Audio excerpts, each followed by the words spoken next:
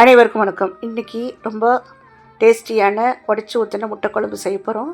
இந்த முட்டை குழம்பு இட்லி, தோசை, சப்பாத்தியோடு வச்சு சாப்பிட ரொம்பவே டேஸ்டியாக இருக்கும். எப்படி செய்யலான்னு பார்க்கலாம். இதுக்கு ஒரு மசாலா அரைச்சிக்கலாம். 1/2 டீஸ்பூன் சோம்பு, 1/4 டீஸ்பூன் ஜீரகம், 1/4 டீஸ்பூன் மிளகு சேர்த்துக்கலாம். 1 டேபிள் ஸ்பூன் வரமல்லி, ஒரு துட்டு பட்டை, 6 பல் பூண்டு, 1 இன்ச் அளவுக்கு இஞ்சி, 1 பச்சை மிளகாய், 3 காஷ்மீரி காஞ்ச மிளகாய் சேர்த்துக்கலாம். 1 வெங்காயத்தை ரஃபாக கட் பண்ணி சேர்த்துக்கோங்க. 2 தக்காளியை கட் பண்ணி சேர்த்துக்கோங்க. தேவைப்பட்டால் உங்களுக்கு இதில் 4 முந்திரி பருப்பு கூட ஆட் பண்ணிக்கலாம். இதை எல்லாத்தையும் ஒன்றா சேர்த்துட்டு ஃபைன் பேஸ்ட்டாக அரைச்சி எடுத்து வச்சுக்கலாம். அந்த மசாலா அப்படி இருக்கட்டும். ஒரு கடாய் வைங்க. 4 டேபிள் ஸ்பூன் ஆயில், ஒரு துண்டு பட்டை, 1 கிராம்பு, 1 ஏலக்காய், 1/4 டீஸ்பூன் ஜீரகம், ஒரு பெரிய வெங்காயம், 1 தக்காளி, 1 கொத்து கருவேப்பிலை சேர்த்துட்டு எண்ணெய் பிரிய நல்லா வதக்கி விடுங்க. தக்காளி நல்லா வதக்கிடுச்சு. அரைச்ச மசாலாவை சேர்த்துடலாம்.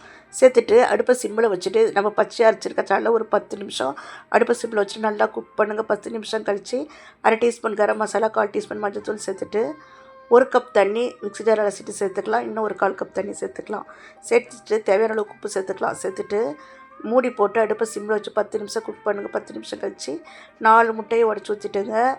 அடுப்பு சிம்மிலே இருக்கட்டும். மூடி போட்டு இன்னும் ஒரு 5 நிமிஷம் வச்சிடலாம். அவ்வளோதாங்க.